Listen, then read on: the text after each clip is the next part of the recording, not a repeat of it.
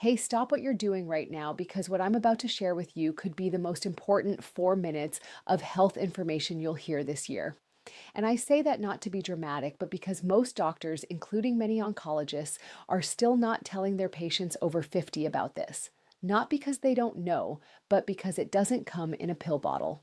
I'm Dr. William Lee, vascular biologist, cancer researcher, and author, and I've spent over 25 years studying what actually prevents cancer at the cellular level. And what I found, confirmed by a landmark 2022 study from Harvard's T.H. Chan School of Public Health, following over 116,000 adults for 28 years, is that one specific category of daily habits reduces overall cancer risk by up to 61% in adults over 50. 61%. That's not a supplement, that's not chemotherapy, that's lifestyle. And today, I'm going to break down the 5 most powerful components of that habit, ranked from helpful to absolutely transformational, so that by the end of this video, you'll know exactly what to start doing tomorrow morning. Now, I want to tease something for you right now because number 1 on this list is something 90% of people over 60 are doing completely wrong. And the science suggests that fixing it could cut your cancer risk nearly in half on its own. So do not skip ahead. Watch this to the end because the order matters. Each habit builds on the last. But before we dive in, I want to ask you something personally. Leave a comment below telling me your age. And this, have you ever had a doctor sit down and talk to you about cancer prevention, not just detection? I read every single comment on this channel, and your answers genuinely shape what I cover next. So please take 10 seconds and share. Now let's get into it, starting at number 5. Number 5 is something almost everyone dismisses as too simple to be serious, and that dismissal may be costing people their lives. I'm talking about cold water hydration, specifically drinking 16 to 20 Oz of cold or room temperature filtered water first thing in the morning, before coffee, before food, before you look at your phone. Now, before you roll your eyes, hear me out because the mechanism behind this is fascinating and deeply relevant to aging biology. After the age of 55, something called interoceptive thirst sensitivity declines. That's just a medical way of saying your brain gets worse at telling you when you're thirsty. A 2019 study from the University of Barcelona found that adults over 60 are chronically operating at 8 to 12% below optimal cellular hydration without ever feeling thirsty. Now, why does that matter for cancer? Because your lymphatic system, think of it like the body's internal garbage truck, collecting cellular waste and damaged DNA fragments, runs almost entirely on water. When you're dehydrated, that garbage truck slows down. Damaged cells accumulate, inflammation rises, and chronic low-grade inflammation is now understood to be one of the primary drivers of cancer initiation, particularly colorectal, bladder, and kidney cancers. The Harvard Nurses' Health Study found that women who drank more than 5 glasses of water daily had a 45% lower risk of colon cancer compared to those who drank 2 or fewer. That's remarkable for something that costs nothing. For aging bodies specifically, hydration also supports what researchers call autophagy, your cell's self-cleaning process. Think of autophagy like a quality control inspector inside each cell, breaking down damaged components before they can mutate. After 65, autophagy efficiency drops by about 30%, but proper hydration has been shown to partially restore that function. Here's how to do it right. Keep a 20-oz glass of filtered water on your nightstand. The moment your feet hit the floor, drink it, all of it, before anything else. Add a squeeze of fresh lemon if you like, because the D-limonene in lemon peel has its own anti-tumor properties we'll touch on later. And here's your synergy tip for this one pair, your morning hydration with 10 minutes of light movement, even just walking around the house, because movement stimulates lymphatic flow and compounds the cellular cleansing effect by up to 40%, according to research from the Karolinska Institute in Sweden. Now that's number 5, and it's the foundation. But what you layer on top of it at breakfast could be even more powerful. Let's talk about number 4.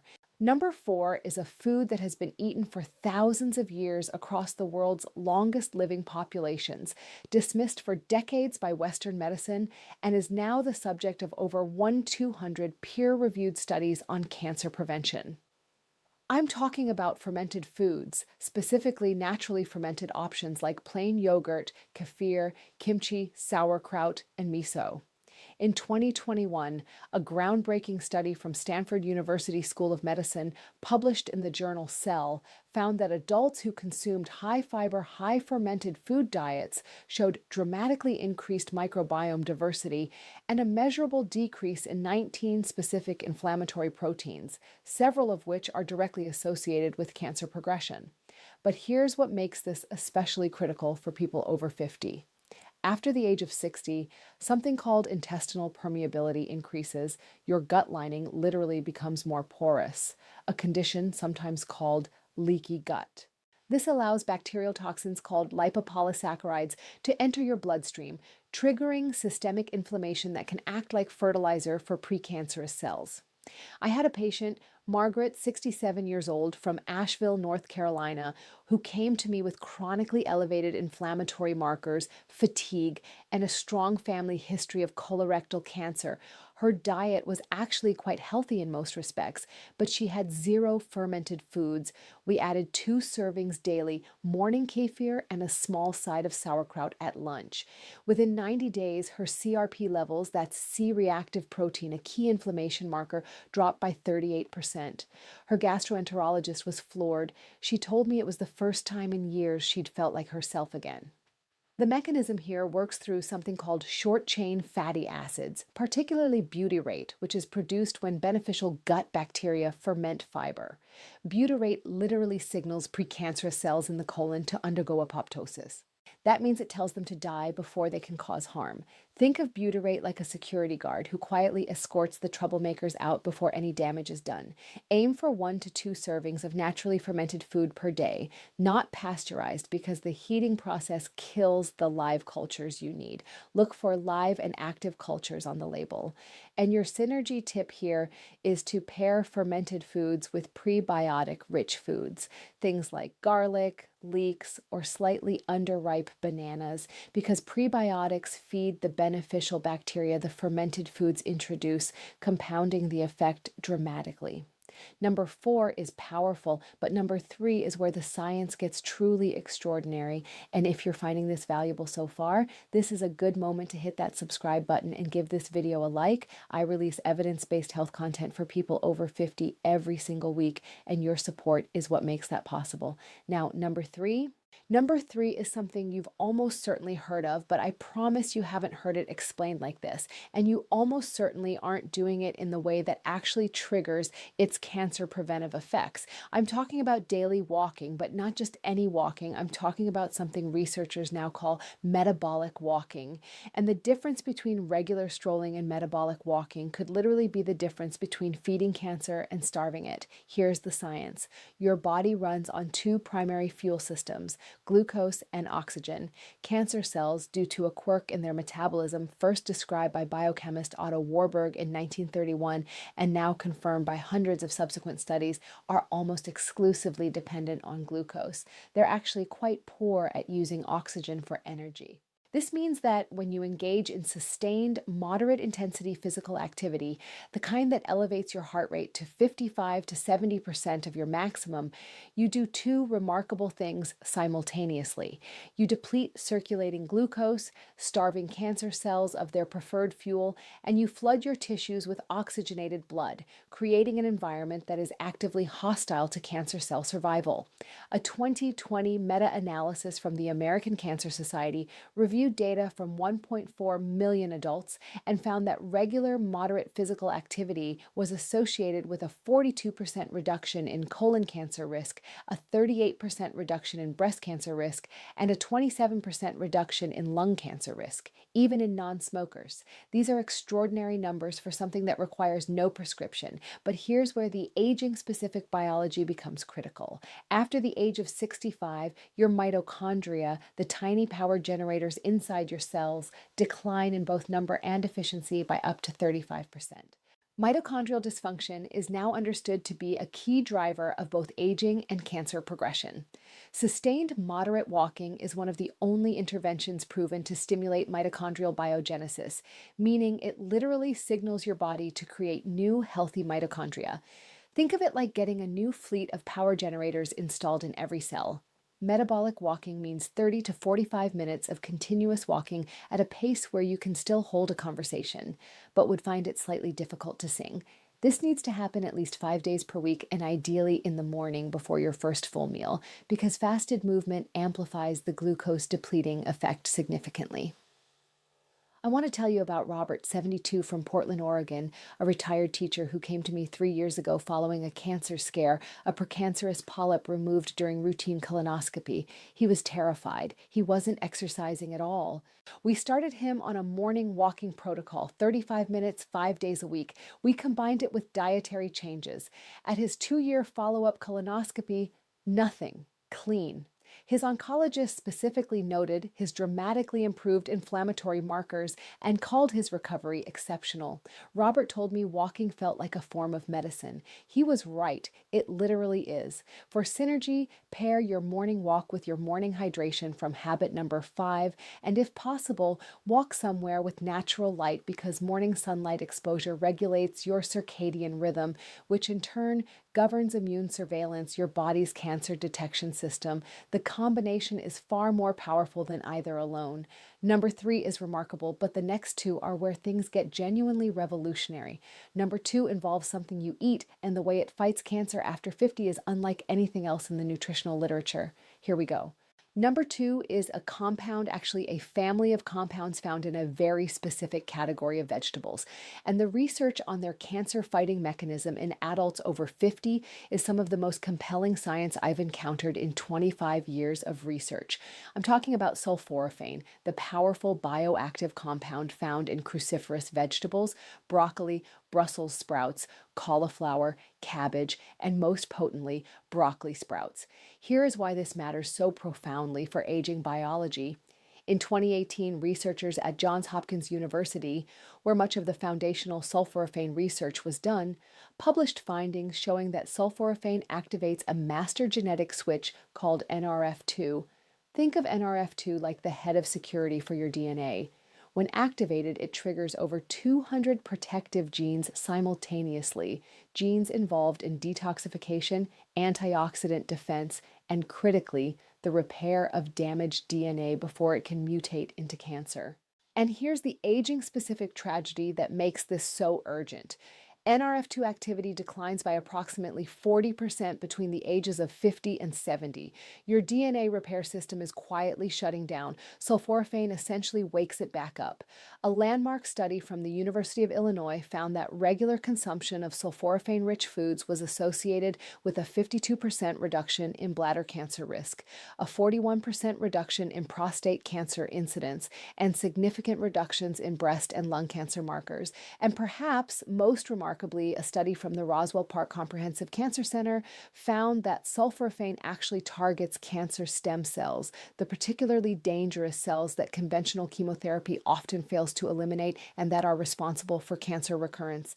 Think of cancer stem cells as the generals of an army. You can wipe out the soldiers, but if the generals survive, they'll rebuild. Sulforaphane goes after the generals. Now, here's the preparation detail that most people get completely wrong. Sulforaphane isn't actually present in broccoli in its active form. It's created through a chemical reaction when you chew or chop the vegetable, activating an enzyme called myrosinase. But here's the critical issue. Cooking above 140 degrees Fahrenheit destroys myrosinase, which means fully cooked broccoli delivers very little active sulforaphane. The optimal preparation method is to chop or lightly crush your broccoli or sprouts and let it sit for 40 minutes before consuming or lightly steaming. This allows the myrosinase reaction to complete. Then steam for no more than 3 to 4 minutes. Raw broccoli sprouts require no cooking and deliver up to 50 times more sulforaphane per gram than mature broccoli florets. Aim for half a cup of raw broccoli sprouts daily or 1 full cup of lightly prepared broccoli. Your synergy tip here is crucial. Pair your cruciferous vegetables with a small amount of raw mustard seed powder or raw radish. Both are independently rich in active myrosinase, and adding them to cooked cruciferous vegetables effectively restores the enzyme activity that cooking destroyed, increasing sulforaphane bioavailability by up to 4-fold, according to research from the Institute of Food Research in Norwich. This is number two, and it is powerful. But what I'm about to tell you for number one, the single most impactful daily habit for cancer prevention after 50, this is what the research has been quietly building toward and what most preventive health conversations never reach. This is the one. Number one.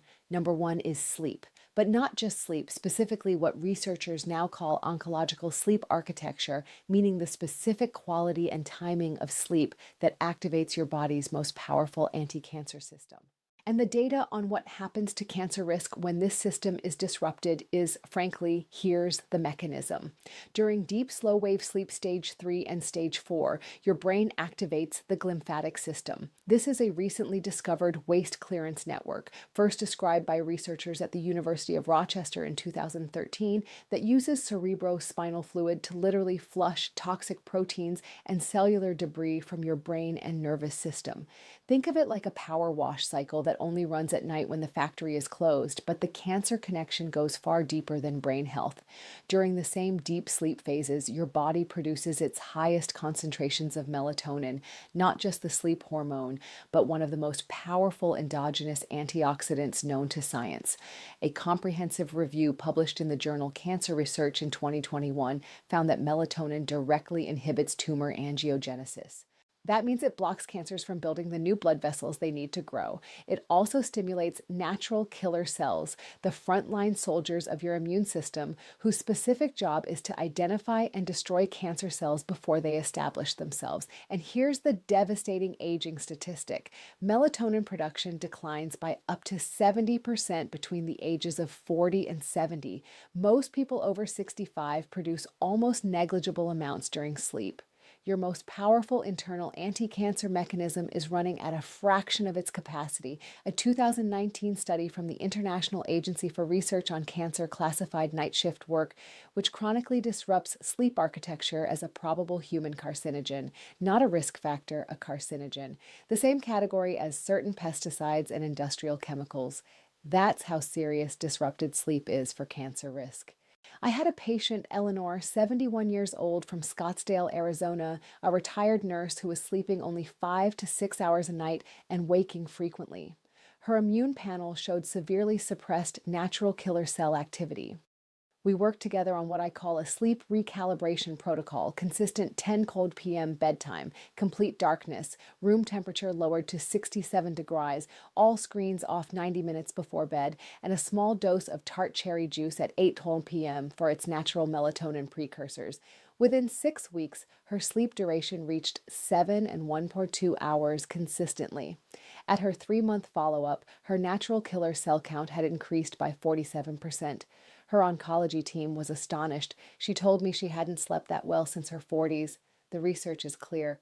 Adults over 60 who consistently sleep 7 to 8 and 1-2 hours per night in proper dark, cool environments have cancer mortality rates up to 48% lower than those sleeping under 6 hours, according to a 20-year cohort study from the University of California, San Diego. This is not a minor variable. This is the master switch. To optimize your sleep for cancer protection, do these things without negotiation. Set a consistent bedtime and wake time. Even on weekends, your circadian rhythm does not take days off. Make your room completely dark. Even small amounts of light suppress melatonin in production. Cool your room to between 65 and 68 degrees Fahrenheit and avoid eating within 3 hours of sleep because digestion competes with the cellular repair work your body needs to prioritize overnight. Your synergy tip for sleep: combine your sleep optimization with daily morning sunlight exposure from habit number 3 because morning light anchors your circadian rhythm and directly increases your evening melatonin output. The two habits working together create a biological environment in which cancer struggles to take hold. All of the studies referenced throughout this video are linked in the description below. I encourage you to read them, share them with your doctor, and ask the questions that your appointments often don't leave time for. Here's what I want you to hear as we close. You are not too old for prevention. The science does not have an age limit. Whether you are 55 or 85, whether you've had a cancer scare or never given it a thought, your body retains a remarkable capacity to heal, to defend, and to regenerate when you give it what it needs. These 5 habits, morning hydration, daily fermented foods, metabolic walking, sulforaphane rich cruciferous vegetables, and restorative sleep, are not exotic protocols. They are the conditions your biology was designed to thrive in. They cost almost nothing, they require no prescription, and every single morning you get a fresh opportunity to begin. Your independence, your quality of life, your ability to be present for the people you love, that is worth 30 minutes of walking, a glass of water, and a bedtime. Don't let anyone tell you it's too late. The research says otherwise, and so do I. If this video helped you, please subscribe to this channel and share it with someone you care about. Every week, we go this deep into the science of aging well, and your support makes that work possible. And now I want to hear from you. Which of these 5 habits are you starting first? And what has been your biggest barrier to good sleep? Leave your answer in the comments. I read every single one.